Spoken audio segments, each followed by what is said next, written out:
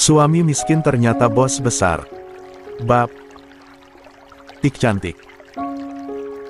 Kecantikanmu hanya untukku saja, kata Andika. Tampaknya pria itu sedang berada di ruang gym. Terbukti dari wajah serta rambutnya yang basah, bahunya yang kokoh dengan tali singlet yang melekat membuat otak Rinjani traveling kemana-mana. Ah, betapa jagonya nanti Andika saat diranjang. Rinjani menggelengkan kepalanya. Untuk apa ia berpikir ke situ, dasar Victor? 1. Kenapa bengong? Apa yang sedang kamu pikirkan?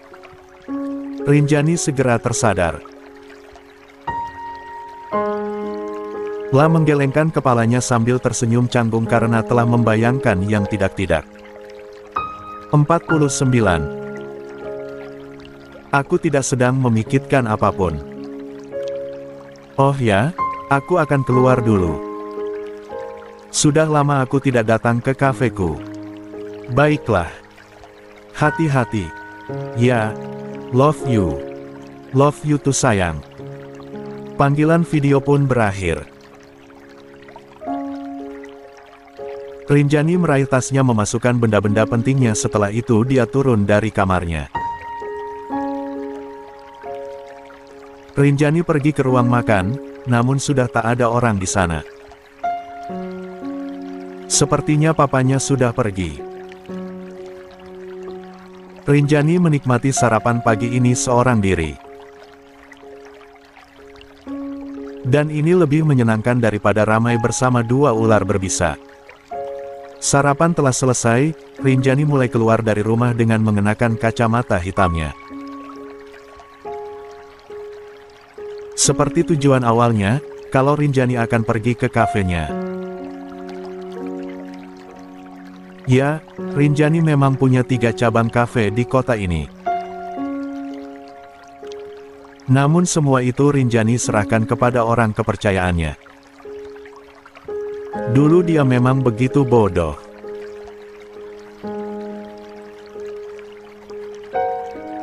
Demi mengejar cinta Zion, Rinjani sampai tak peduli atau lebih tepatnya telah lupa kalau punya kafe Tang harus dia lihat dan dikunjungi. Selamat datang Nona. Begitulah sambutan para karyawan kepada Rinjani sang pemilik kafe. El tuh bukannya Rinjani ya? Zion langsung mengangkat kepalanya saat nama wanita yang ingin ia temui disebut. Mana? Yae, giliran sekarang ditanya mana. Dulu abai aja. Diem. Mbak. Salah satu seorang pelayan kafe menghentikan langkahnya. La menoleh ke arah salah satu pelanggan. Lia Mas. Wanita cantik tadi, yang pakai dress navy. Itu siapa ya? Kok disambut ampe segitunya? Teman Zion bertanya. La jadi penasaran saja, karena sejak pertama masuk Rinjani langsung disambut. Oh, itu Nona Rinjani Mas. Pemilik kafe ini. Zion dan dua temannya saling pandang. Dan ternyata wanita yang Zion kira manja itu punya bisnis juga. Oh gitu ya Mbak. Saya kira siapa, soalnya disambut hormat banget. Lia Mas. Dia pemilik kafe ini. Bukan cuma di sini sih. Masih ada 2 cabang lainnya. Jelas pelayan itu. Ya udah deh. Makasih Mbak. Lia sama-sama. Pelayan itu pun pergi. Pemilik kafe bro. Dan lu salah kalau ini sih. Rinjani ternyata bukan wanita manja tapi dia juga bisa mandiri. Zion. 50. Diam, lah harus bisa bertemu dengan Rinjani dan meminta kesempatan kedua. Oh 0000000000000. Waktu terus berjalan.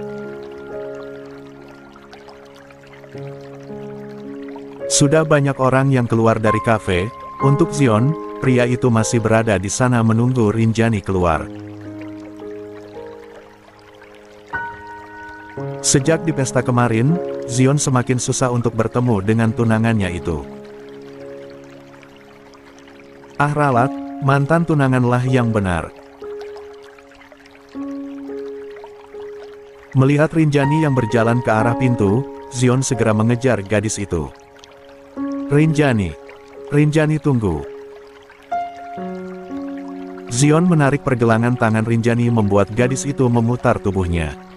Zion, akhirnya aku bisa ketemu sama kamu. Rinjani merasa tak suka, dihempaskanlah tangan Zion hingga genggaman itu terlepas. Apaan sih? Rinjani, aku mau bicara sama kamu penting. Bentar aja. Rinjani menghela nafas panjang, akhirnya mereka bicara di taman yang dekat dengan kafenya. Cepat mau ngomong apa? Aku gak ada waktu lama, masih banyak urusan. Kata Rinjani ketus. Gadis itu melipat kedua tangannya di dada. Rinjani. Kok Rinjani sih? Jangan panggil aku Rinjani lagi oke? Panggil aku Bibi. Oh, kalau Bibi itu kayaknya terlalu kuno ya.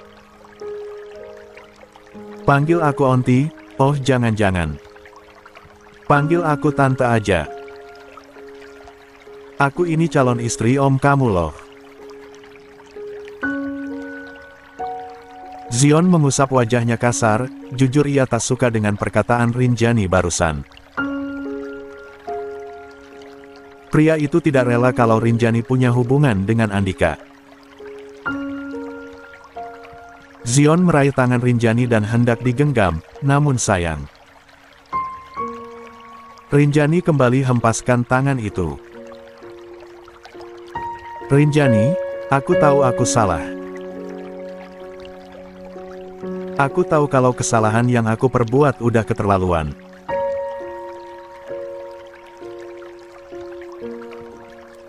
Tapi aku mohon, tolong putuskan hubunganmu dengan Om Dika. Aku tahu kalau sebenarnya kamu itu masih cinta ke aku kan. Kamu itu dekat dengan Om Dika karena cuma buat pelarian aja kan. Kamu itu ngomong apa sih? Gak jelas banget. Rinjani please. Tolong kasih aku kesempatan sekali lagi. Kita mulai semuanya dari awal. Rinjani menatap Zion. Aku udah maafin kamu kok. Tapi maaf, untuk kesempatan. Gak ada. Gak ada kesempatan buat kamu.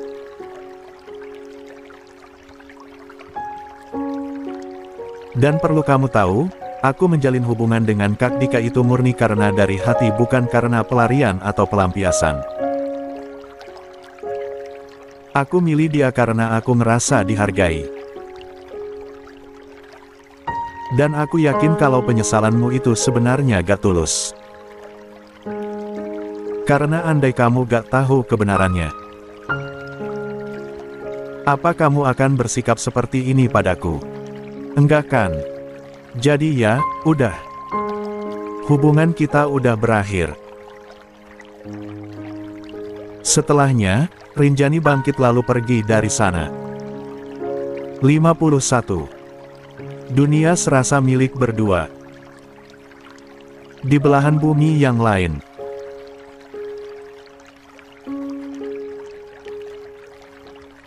Sepasang suami istri yang baru saja mengadakan acara resepsi itu tengah berada di dalam kamar hotel yang sengaja dipesan Devano khusus.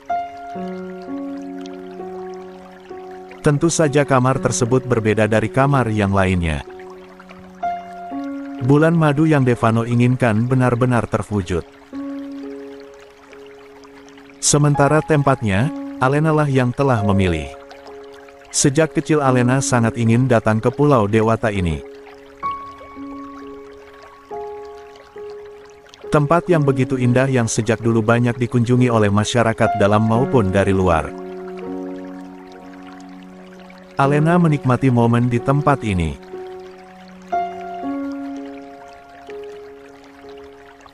Meskipun mereka hanya sekitar 1 minggu saja di sana, mereka akan mengambil waktu yang sebanyak-banyaknya untuk berdua saja.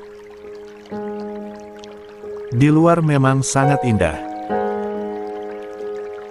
Tapi di dalam kamar akan lebih indah, bukan?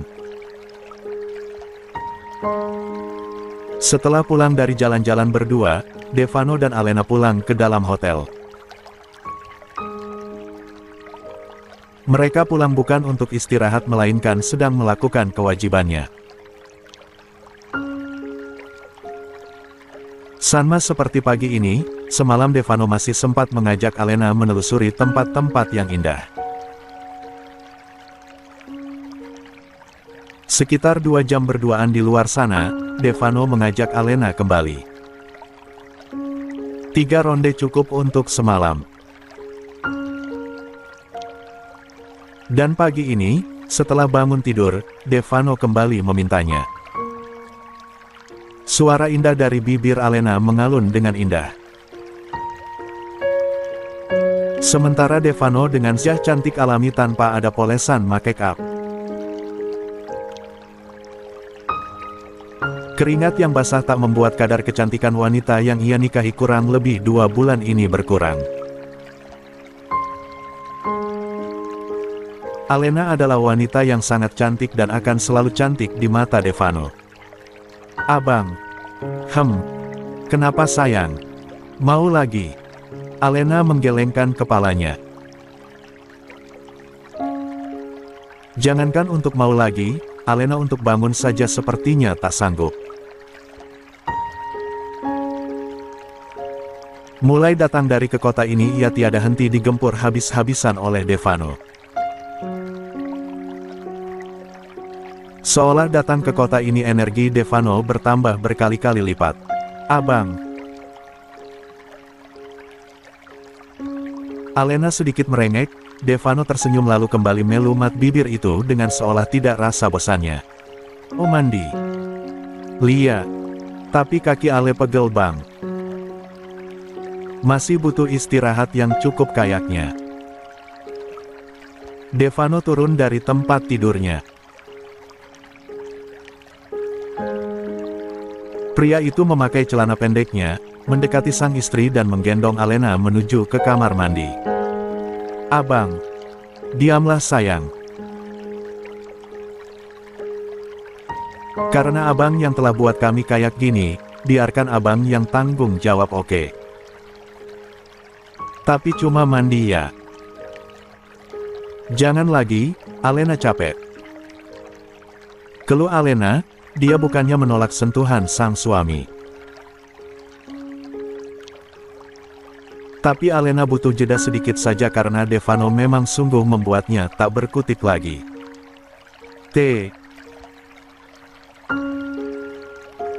Itu. Aku senang datang ke sini bang. Tapi abang nakal ya, kalau di sini. Alena dibuat capek mulu. Devano terkekeh. Pria itu gigit telinga Alena membuat wanitanya itu memekik. Kamu selalu membuatku candu sayang. Tubuh kamu ini bikin abang ingin lagi dan lagi. Lagi pula, kita kesini untuk bulan madu bersama kan. Kita kesini buat anak yang lucu-lucu. Alena medongak menatap wajah tampan suaminya. Usai mandi bersama, Devano menghubungi pihak hotel agar mengantarkan sarapan pagi untuk mereka. Devano duduk bersandar di atas sofa kamar itu. Sebuah ponsel ia pegang sejak tadi, sementara Alena sedang memoles wajahnya tipis-tipis. Tokonya kebakaran tuan. Dan mereka datang kemari untuk meminjam uang senilai 20 miliar. Tapi Pak Pandu dan Bu Lilis menolak. Bukannya sadar diri mereka justru kembali mengatakan kau Pak Pandu dan Bu Lilis orang yang sombong.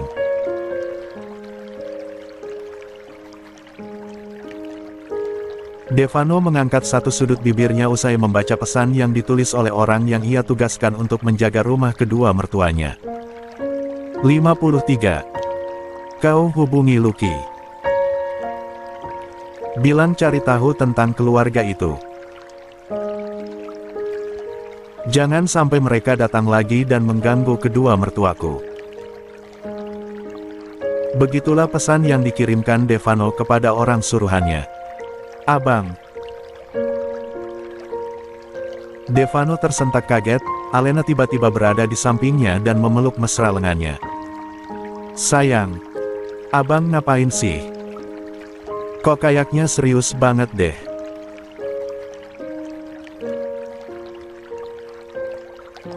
Devano meletakkan benda pipihnya di atas meja kemudian membalas pelukan sang istri, mencium kening wanita itu dengan penuh kasih sayang. Tok, tok. Devano beranjak, pergi membuka pintu di mana seorang pelayan datang dengan membawa beberapa menu makanan. Letakkan saja di atas meja. Baik tuan. Pelayan itu pun segera melakukan perintah Devano. Setelahnya, pelayan tersebut pamit untuk keluar. Ayo kita sarapan. Kamu pasti lapar kan? Alena mengangguk. Jangan tanya lagi dia lapar atau tidak karena itu sudah pasti. Di sela-sela sarapan mereka, Devano menatap sang istri yang sedang menikmati sarapan paginya. Oh ya. Kamu udah dengar belum kalau toko milik Pade dan budemu yang sombong itu kebakar? Alena memelankan kunyahannya. Liakah? Abang tahu. Abang baru tahu kok. Dan kamu tahu apa yang terjadi? Apa emangnya? Mereka datang ke rumah ayah sama bunda buat pinjam uang katanya. Tapi ayah sama bunda tolak. Mata Alena melotot tak percaya akan apa yang dikatakan oleh suaminya. Tapi untung si ayah dan bunda tolak. Emang mereka itu siapa? Giliran dulu dihina habis-habisan sekarang malah mau pinjam uang. Gak tahu malu emang. Kata Alena yang sama kesalnya. Alena bukannya dendam, tak punya sifat itu sama sekali. Namun apabila mengingat dulu dia selalu dihina karena miskin siapa yang tak sakit hati. 1. Kalau memang kebakar mungkin itu bukan ujian melainkan karma atau hukuman agar segera sadar. TBC 54. Tidak seperti dulu. Sejak kebakaran yang menimpa tokonya beberapa waktu yang lalu.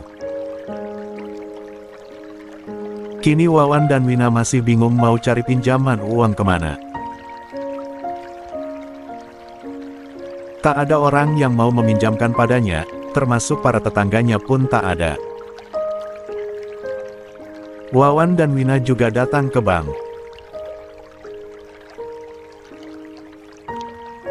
Sayangnya uang yang mereka pinjam tidaklah sedikit, sementara Wawan tak ada kerjaan yang menjamin sama sekali.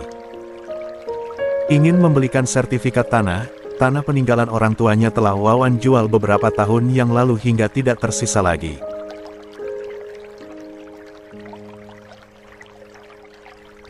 Tak hanya miliknya, tahan lebar yang sempat ayahnya berikan kepada ayah Pandu pun Wawan rebut dan ikut dijual juga.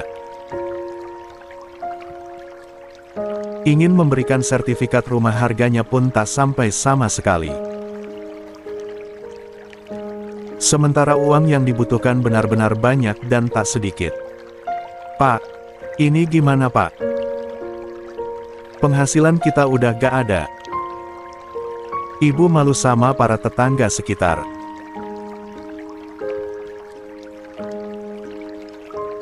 Setiap keluar dari rumah selalu disindir ini dan itu, mana selalu dibandingin mulu sama keluarga si miskin itu. Ucap Wina yang seolah tak merasa menyesal sama sekali. Diberi teguran oleh Tuhan bukannya sadar diri tapi justru semakin menjadi. Jangan cuma ngeluh aja Bu. Bapak juga bingung ini gimana caranya dapat uang itu. Toko kita harus segera diperbaiki. Belum lagi kita harus ganti rugi buat toko yang sebelah yang ikut terkena dampaknya. Wawan memijat pangkal hidungnya. Dia pun juga bingung ingin pinjam uang sebanyak itu pada siapa. Pak, gimana kalau kita pinjam ke Alena aja? Kita datangi rumahnya. Aku yakin, Alena pasti punya banyak uang kan? Secara dia sekarang adalah anak orang kaya. Wina kembali memberikan usul. Wawan menatap Sang Hia yang idenya cukup lumayan juga. Bukannya Devano dan Alena sudah pulang sejak 2 hari yang lalu. Dan saat ini adalah hari libur, sudah pasti mereka ada di rumah. Lia, Bu, Ibu bener juga. Ya udah ayo. Wawan segera bersiap begitupun dengan Wina. Jika Pandu dan Lilis tak mau meminjamkan uang pada mereka, Alena pasti mau. Begitulah pikir mereka.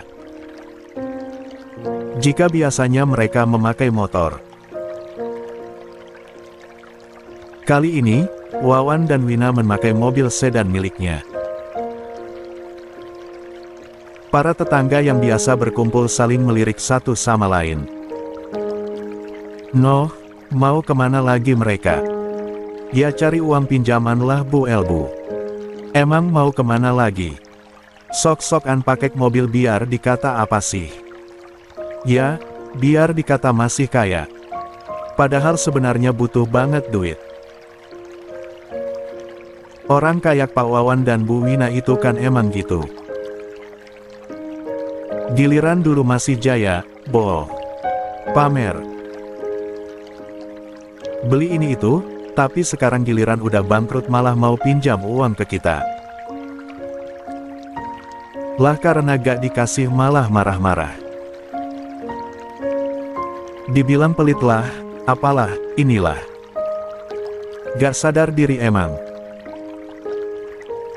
Tak ada yang dibuat gibah selain Wawan dan Wina sekarang.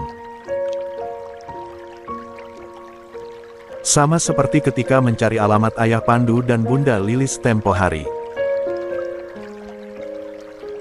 Wawan dan Wina kali juga cukup kesulitan untuk mencari rumah Devano dan Alena.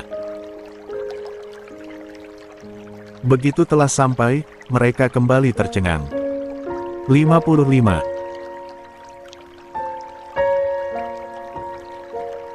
Rumah yang ditempati Alena, gadis yang dulu ia hina itu sangat jauh lebih besar dari rumah ayah Pandu dan Bunda Lilis. Bangunan tersebut terlihat begitu luas dan tinggi sekali. Seorang satpam langsung meminta mereka masuk ke dalam setelah melaporkan kepada sang tuan rumah.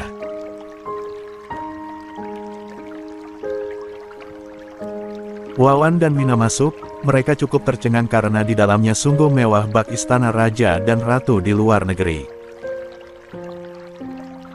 Banyak barang mahal yang sengaja dipajang di sana. Seperti lukisan yang harganya sangat tinggi hingga mencapai puluhan miliar. Ada juga Gucci yang mungkin tak ada di negeri ini melainkan dari luar negeri sendiri. Duh, Wina sampai berandai-andai.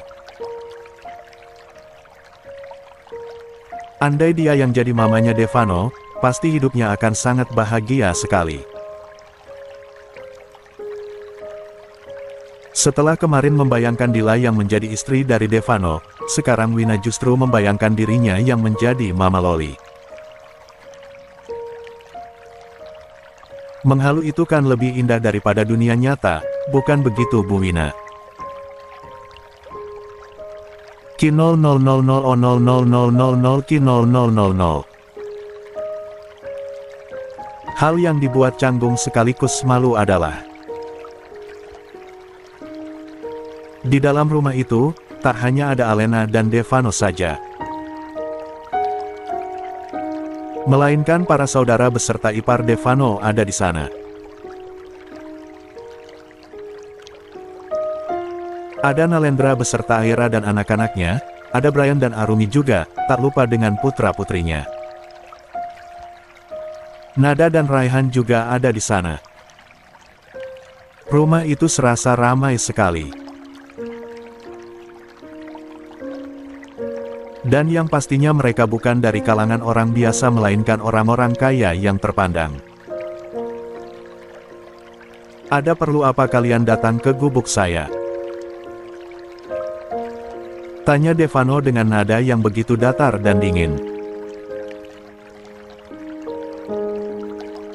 Meski sebenarnya Devano sudah tahu apa tujuan mereka kali ini hingga rela mencari alamat rumahnya. Wah, nak Devan, jangan seperti itulah. Gini-gini kami ini masih pade dan budemu, kata Wawan dengan kata ramah. Sangat jauh berbeda dengan sikap Wawan dulu ketika menghina dirinya. Pade sama bude. Apa saya gak salah dengar? Wawan dan Wina saling pandang. Loh, bukannya kami ini memang pade dan budenya Alena, Lia kan Alena? Wawan melihat ke arah Alena yang sejak tadi hanya diam saja tanpa ekspresi. Memangnya kapan kalian anggap aku keponakan kalian? Wawan dan Wina diam tak menjawab. Setidaknya kalau tidak punya malu harus sadar dirilah. Dulu aja pas lagi jaya-jayanya kalian angkuh, ngehina, miskin, gak punya, benalu. Jangankan mau ngasih, ayah sana bunda aja mau pinjam uang 50.000 aja malah diusir. Sekarang kalian datang dengan mengaku kalian adalah pade dan budeku. Kalian sehat? Alena bangkit dari duduknya, tak peduli lagi dengan dua orang yang selalu menyakitinya itu. Devano juga tak menegur sang istri. Lah justru senang Alena pergi. Alena tidak seperti dulu lagi, sekarang dia akan lawan siapa yang pantas dilawan. Saya tahu niat kalian datang ke rumah saya. Tapi maaf, saya tidak bisa bantu.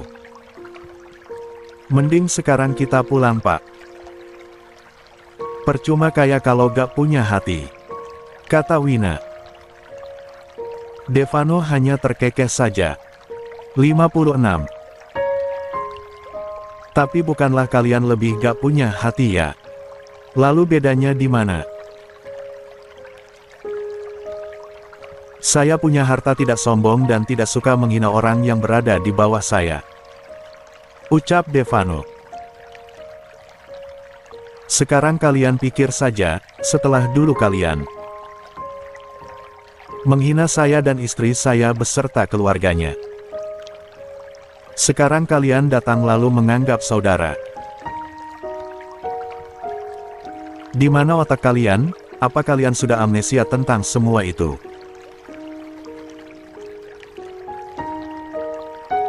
Kalau saya jadi kalian, saya malu datang dan meminjam uang kepada orang yang dulu saya hina miskin hingga habis-habisan. Wawan dan Wina tak lagi punya kata untuk menjawab. Mereka pun pergi dengan sendirinya membawa rasa malu yang luar biasa. TBC 57. Niat terselubung. Devano dan Alena telah kembali ke ibu kota.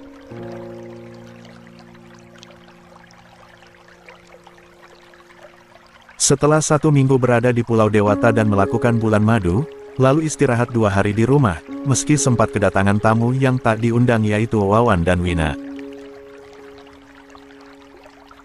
Sekarang sepasang suami dan istri itu kembali pada kegiatannya.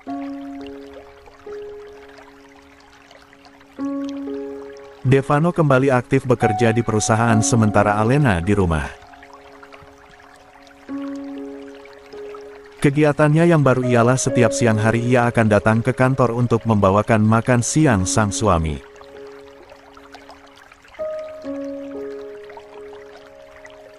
Tidak seperti pasangan yang lainnya yang akan mengumbar kemesraan lalu mengabadikan momen tersebut di sosial media, Devano dan Alena jauh dari kata itu.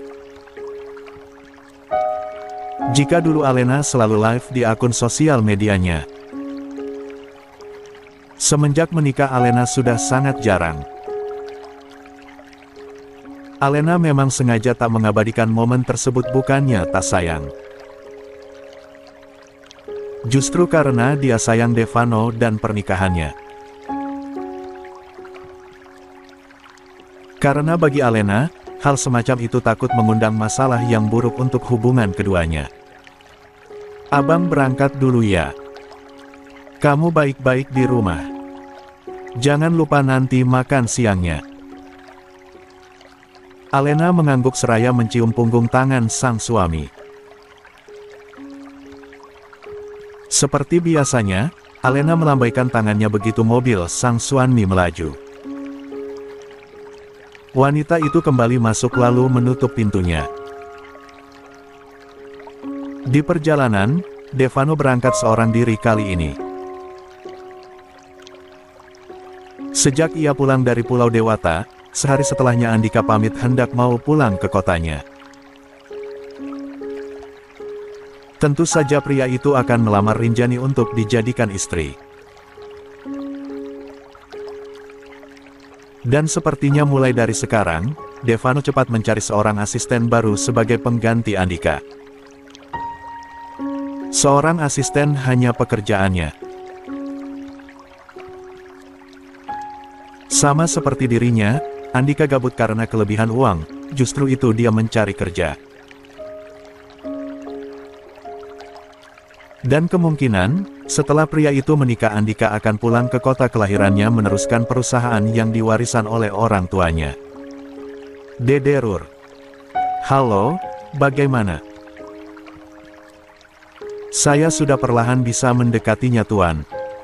Saya juga berhasil mengambil beberapa data yang dia palsukan. Ucap seseorang wanita di seberang sana. Devano tersenyum sinis. Aku harap kamu segera berhasil mengumpulkan semuanya. Ingat, jangan sampai kau ikut masuk ke dalam perangkapnya. Kau harus bisa lebih hati-hati. Baik Tuan. Hubungannya dengan istrinya saat ini sedang merenggang. Mereka jarang sekali bertukar sapa. Dan di saat itulah saya masuk. Ya, meskipun kadang saya mendengar kalau ada yang menyebut saya seorang pelakor. Kau jangan khawatir. Jangan dengarkan apa kata mereka. Yang penting kau bisa dekat dan bermain dengan 58. Cantik. Baik. Panggilan terputus sepihak. Devano tersenyum sendiri. Sebentar lagi, tamatlah riawatmu. Setelah mertuanya mendapatkan karma, rasanya tidak adil kalau kebusukannya tidak dibongkar. Gumam Devano. Dia tahu ada salah satu karyawannya yang curang dengan mengambil uang perusahaan demi memenuhi kehidupan keluarganya. Devano ingin segera membongkarnya, namun sayang dia tak bisa mengambil bukti. Maka dari itu Devano meminta tolong seseorang untuk mengambil data atau bukti-bukti yang lainnya.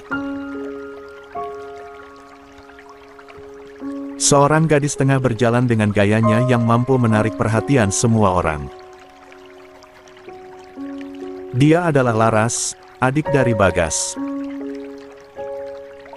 Laras masuk ke dalam kelasnya dan duduk di mana tempat duduknya berada. Tentu saja kedatangannya selalu menjadi pusat perhatian semua teman-temannya. Kalau kemarin Laras pamer tas pengeluaran baru yang harganya setinggi langit. Saat ini, Laras pamer gelang yang terlihat indah dan mewah. Yang pastinya harganya mahal sekali. 1. Laras melakukan semua itu karena ingin menyaingi seniornya di sini. Teman-teman dulu yang menjauh kini dekat dengannya. Wah, Laras, gelang baru ya? Bagus banget sih. Beberapa temannya mendekat. Setelah merebut perhatian para anak kampus di sini, Laras ingin merebut pria yang jadi incarannya. Hanya itu yang sulit didapatkan Laras saat ini. Laras, gelang kamu bagus. Baru beli ya? Lihat dong. Ini aku dibeliin sama kakak aku kemarin tahu. Dan ini harganya mahal banget. Asal kalian tahu ya. Kakak aku sampai rela berantem sama istrinya demi ngasih gelang ini ke aku. Dengan bangganya Laras mengatakan kalau kakaknya rela adu mulut dengan istrinya hanya demi dia. Laras, kok kamu tega sih? Jangan gitulah. Mau gimana pun kamu itu adik, jangan buat rumah tangga kakak kamu dan istrinya berantem hanya gara-gara itu. Laras menatap tajam seorang gadis berhijab di sana. Ya terserah akulah. Setelah ayahku meninggal, kakak akulah sebagai gantinya. Dan wajar kalau kakak aku mau beliin atau turuti semua yang aku mau. Pagi pula ya, yang keluarganya itu aku. Istrinya itu cuma orang lain. Gadis itu hanya menggelengkan kepalanya saja. Terserahlah, dibilangin juga gak percaya. Oh 00000000000. Ami, kita makan siang yuk. Ami yang masih sibuk dengan pekerjaannya itu medongak melihat siapa yang berada di hadapannya. Pak Bagas.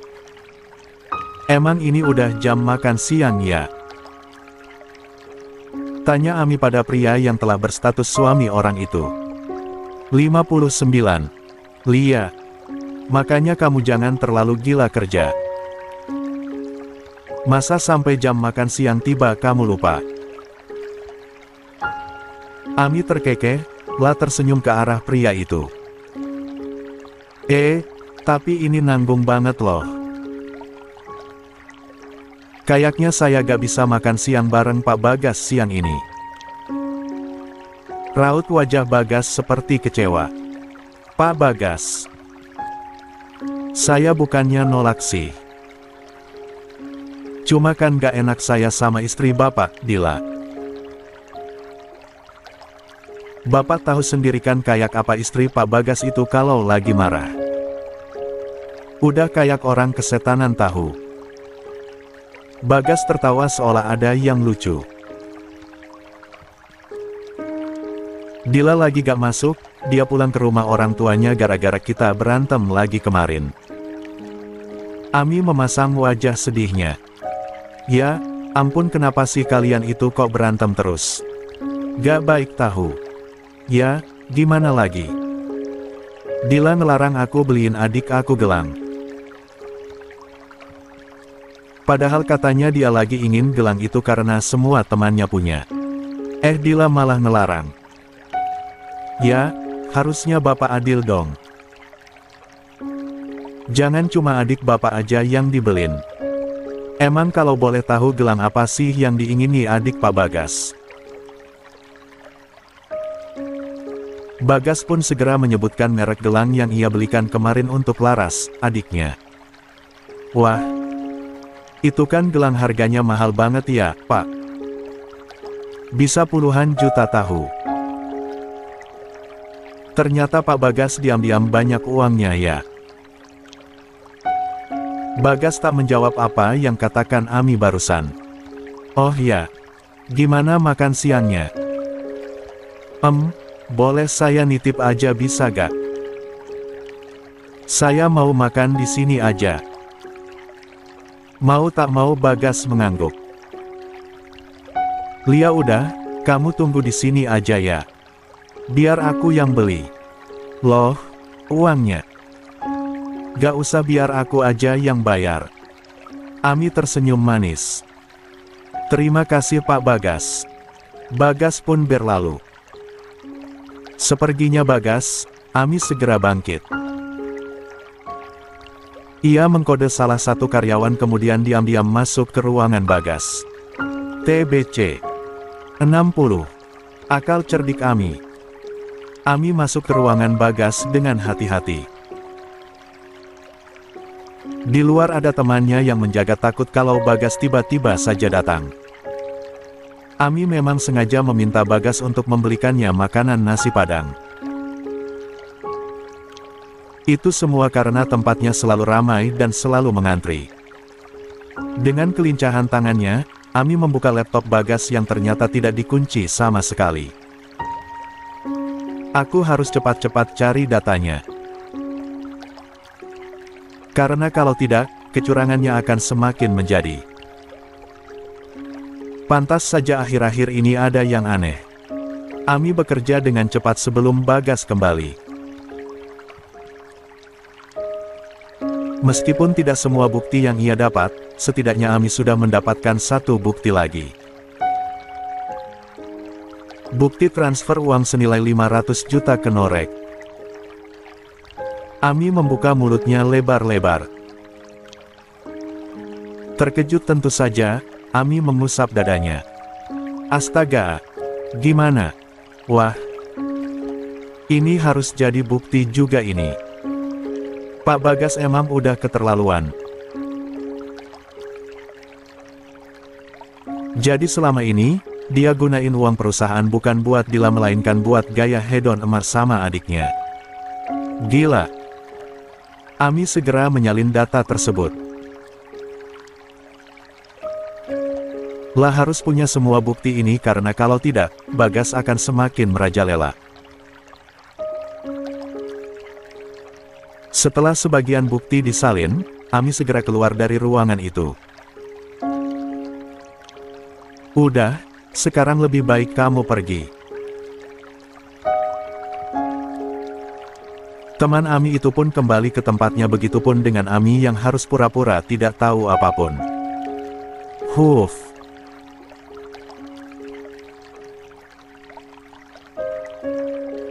Ami menghela nafas panjang, lalu duduk dengan tenang lalu mengirimkan beberapa bukti yang ia dapat belakangan ini kepada sang bos yang telah memerintahkannya, yaitu Devano. Setelah semuanya terkirim barulah Ami menghapus semua data yang masuk agar dirinya aman. Ami. Pak Bagas. Udah datang. Nasi Padangnya ada. Dengan senyumnya yang manis Bagas mengangguk. Lah meletakkan bungkusan nasi Padang itu di atas meja. Jam makan siang masih tersisa 25 menit lagi. Bagaimana kalau kita makan bersama? Ami setuju, demi membuat Bagas agar tidak curiga Ami mengikuti langkah Bagas dari belakang.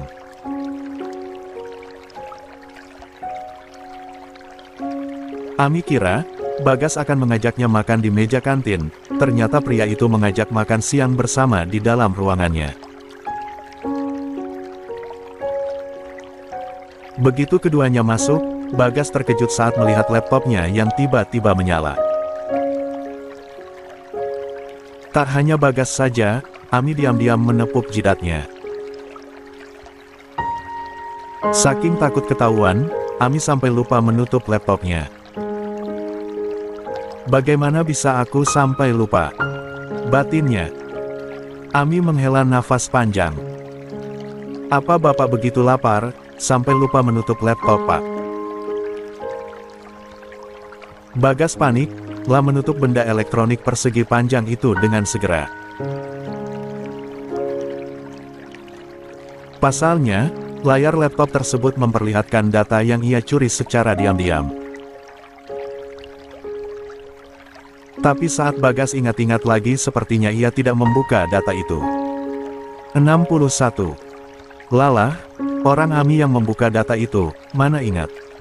Oh, Lia, aku memang sering lupa saat lapar. Makanya laptop pun sampai tidak aku tutup tadi. Bagas menggaruk tengkuknya yang tak gatal. Demi mengalihkan perhatian Bagas kembali mengajak wanita itu makan siang bersama. Mereka makan siang saling berbincang dengan bergurau. Bagas menatap Ami dengan perasaan yang entahlah.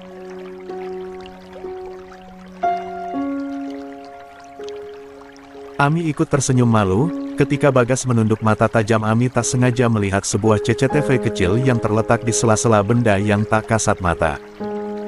Sial, dia cerdik juga ternyata. Ami membatin. Ini tidak bisa biarkan. Aku harus cepat bertindak. Kling. Yah, sendoknya jatuh. Ya, ampun. Kamu tunggu sebentar ya Ami, biar aku yang ambilkan di pantry. Lia, Pak. Sekali lagi maaf kalau merepotkan. Bagas tersenyum. Tidak apa-apa. Bagas segera bangkit. Seperginya Bagas, Ami juga ikut bangkit, lah mengambil CCTV kecil itu yang diyakini adalah Bagas sendiri yang memasangnya. Gawat, dia licik juga ya. Bisa-bisanya terpantau CCTV di sini. Ami merusak CCTV itu lalu memasukkannya ke dalam saku. Wanita itu sangat waspada sekali. Aku harus memeriksa ponselnya lebih dulu. Kali ini Ami bergerak lebih cepat, jari tangannya begitu cepat memeriksa benda pilih milik suami Dila itu. Yes, berhasil. Ami, apa yang sedang kamu lakukan? Tak. Ops. Oh 0000 oh 0000 oh 000. Ini Tuan. Ami menyerahkan sebuah CCTV kecil kepada Devano. Wanita itu berdiri seraya melirik ke Alena yang sedang makan snack. Mau.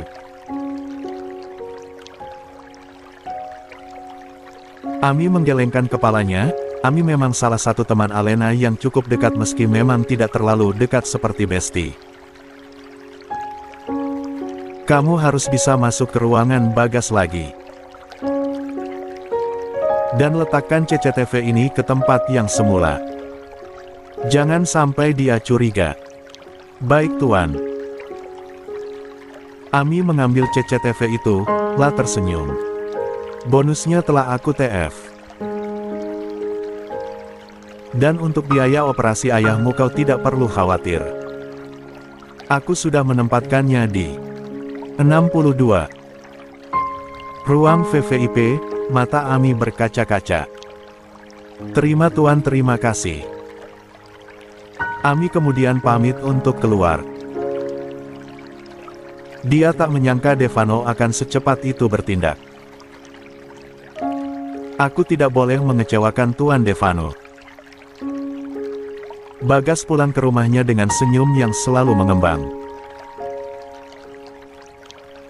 Begitu masuk, lah melihat Mila yang sepertinya baru pulang dari mall.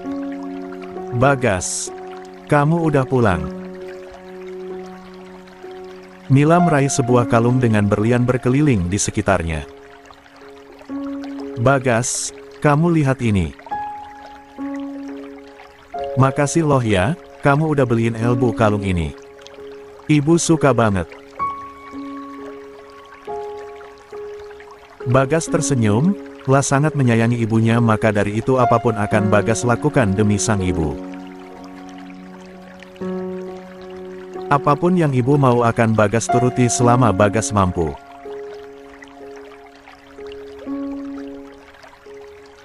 Ucap pria itu.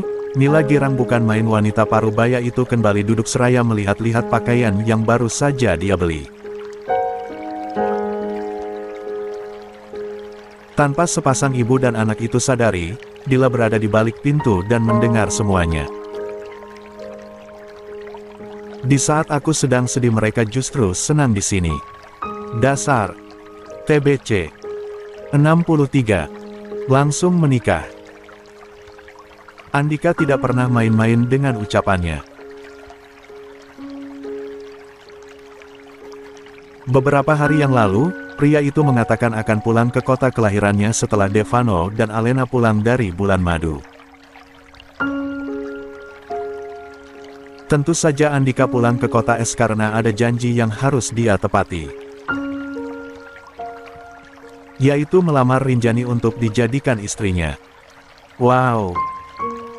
Adik iparku tampan sekali malam ini. Puji Indri begitu melihat Andika baru saja turun dari kamarnya. Tuan Atsril hanya bisa mencebik, bisa-bisanya istrinya ini memuji adiknya di hadapannya secara langsung. Apa malam ini aku tidak tampan? Indri tertawa, sepertinya suaminya ini terlalu cemburu. Aku hanya memuji adik iparku tampan suamiku. Aku melakukan itu agar dia percaya diri. Kau ini bagaimana? Kenapa langsung salah paham sih? Indri meninju lengan sang suami. Tuan Atsril hanya terkekeh saja. Tunggu apa lagi? Ayo berangkat. Indri masih melihat ke atas. Keponakanmu belum juga turun Dika. Loh, memangnya Zion ikut mbak? Katanya dia mau ikut. Ya sudahlah kita tunggu saja dia. Andika mengangkat bahunya enteng. Sudahlah, lebih baik sekarang dia menunggu sang keponakan turun. Sementara yang ditunggu saat ini masih berada di kamarnya.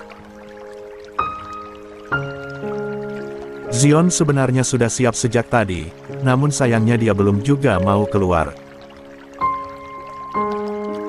Pria 26 tahun itu duduk di tepi tempat tidurnya. Memegang benda pipihnya lalu mengirimkan banyak pesan untuk Rinjani yang sayangnya jangankan dibaca atau dibalas, masuk saja tidak bisa. Rinjani, tolong berikan aku kesempatan kedua. Rinjani, jangan terima lamaran Om Dika. Aku tahu kamu masih cinta aku kan? Rinjani, aku ingin kita kembali menjadi sepasang tunangan. Kita mulai semuanya dari awal ya. Begitu banyak pesan yang dikirim oleh Zion untuk Rinjani. Namun tak ada hasil sama sekali. Zion mengacak rambutnya kasar, lah tidak tahu harus berbuat apa sekarang. Di saat Zion tengah bingung bagaimana menghubungi Rinjani, sebuah dering masuk ke dalam ponselnya. Zion kira itu adalah Rinjani yang menelpon. Halo Rinjani. Akhirnya. Kak, ini aku Rahel. Raut wajah Zion langsung berubah. Jika dulu Zion sangat senang dan antusias ketika Rahel menghubunginya, sangat jauh berbeda dengan sekarang. Halo Kak. 64. Jangan hubungi aku lagi. Tut. Zion langsung memutuskan panggilan tersebut sepihak. Tak hanya itu, Zion juga langsung memblokir nomor Rahel agar wanita itu tak dapat menghubunginya lagi. Tok, tok. Zion. Kamu mau ikut atau tidak? Kalau tidak kita tinggal nih. Zion semakin mengacak-acak rambutnya. Ah, ini sungguh sangat menyebalkan sekali. Dengan terpaksa Zion beranjak lalu membuka pintu. Zion udah siap, Ma. Indri memerhatikan penampilan sang putra yang memang sudah rapi tapi tidak di bagian wajahnya. Ini rambut kamu gak kamu sisir ya? Berantakan banget. Katakanlah Mama Indri masih kecewa dengan putranya ini. Tapi yang namanya anak ya, tetap saja anak. Wanita itu tetap saja perhatian. Mama Indri menyisir rambut sang putra dengan jarinya. Setelah dirasa sudah tampan, Mama Indri menarik tangan Zion agar segera turun. Ayo, sekarang kita berangkat. Andika dan Tuan Atsril pun keluar rumah lebih dulu. Tahu gitu aku tidak perlu bilang ikut tadi. Batin Zion yang mendadak malas ingin ikut. Tapi dia ingin bertemu dengan Rinjani.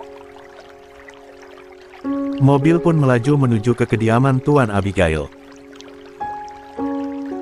Sepanjang perjalanan, Andika senyum-senyum sendiri. Zion dapat melihat dengan siapa omnya itu tersenyum seperti orang gila. Andika kayaknya lagi fokus ya. Andika menoleh ke belakang di mana kakaknya duduk bersama istri dan anaknya. Haha. Kakak tahu saja, Lia lagi balas pesan sama calon istri. Rinjani sangat cerewet, setiap menit dia selalu mengirim pesan dan aku sangat suka. Andika memang tak bohong tentang perasaannya. Dia sangat suka dengan wanita yang seperti Rinjani ini. Entah kenapa, Andika merasa selalu diperhatikan. Zion yang mendengar itu diam-diam mengepalkan tangannya. Dulu Rinjani juga seperti itu padanya. Dulu Rinjani juga sering seperti om ke aku. Setiap waktu dia selalu mengirim pesan padaku. Ucap Zion mencoba memancing amarah Andika, sayangnya Andika bukan anak kecil yang gampang tersulut emosi. Lia, tapi sayangnya semua itu kau abaikan kan? Bahkan kau dengan terang-terangan mengatakan, jangan hubungi aku lagi karena kau sangat mengganggu. Zion diam setelah langsung diulti oleh omnya. Mau menyangkal seperti apa, sementara yang dikatakan oleh omnya benar 100%. 65. Malam ini Rinjani sangat cantik sekali. Dengan gaun di bawah lutut berwarna pink muda, Rinjani terlihat sangat kalem. Andika yang melihatnya pun tak mampu mengedipkan matanya. Begitupun dengan Zion yang baru saja menyadari kalau Rinjani memang secantik itu. Tuan Atsril pun langsung mengutarakan niatnya datang ke kediaman Tuan Abigail. Tentu saja, papa dari Rinjani dan Alena itu langsung menyambutnya dengan baik. Karena ini adalah dua kalinya saya datang ke sini dengan niat yang sama, yaitu melamar Rinjani. Jadi bagaimana? Tuan Atsril bertanya. Rinjani terlihat begitu malu-malu. Bagaimana sayang? Rinjani mau pak? Rinjani terima lamaran Kak Andika. Andika memejamkan matanya merasakan bersyukur. Karena keduanya sudah saling menerima bagaimana dengan acara tunangannya. Kapan akan ditentukan? Andika menatap Rinjani yang mengangguk. Maaf kalau Dika menyela Kak. Untuk acara tunangan, aku dan Rinjani sudah sepakat tidak perlu diadakan tunangan. Kami ingin langsung menikah saja. Apa? Semua pasang mata mengalihkan perhatiannya terhadap Zion yang tiba-tiba berdiri. tanpa mengatakan apapun lagi. Zion keluar dari rumah itu tanpa pamit. TBC 66. Diakui wanita lain. Udah bro. Jangan terlalu banyak minumnya. Zion tak peduli lagi. Yang ia inginkan sekarang sejenak untuk melupakan masalah yang baru saja dihadapinya. Gue cuma mau Rinjani kembali sama gue. Apa kesalah? Gue udah minta maaf loh sama dia, tapi dia tetap milih om gue. Zion kembali menegak minumannya. Hatinya benar-benar patah malam ini. Dia masih belum menerima semua ini. Pernikahan Rinjani dan omnya. Oh astaga. Ya, terus lu mau gimana? Nasi udah jadi bubur dan gak bakalan bisa jadi nasi lagi. Lagian Rinjani itu bener kok. Kalau gue jadi dia juga bakalan ngelakuin hal yang sama. Zion menatap tajam temannya itu. Jadi lu gak bela gue? Gue ini temen lu. Lia gue tahu. Terus kenapa kalau lu temen gue? Lu salah tetap gue bela gitu ya? Gue cuma bilang kenyataannya.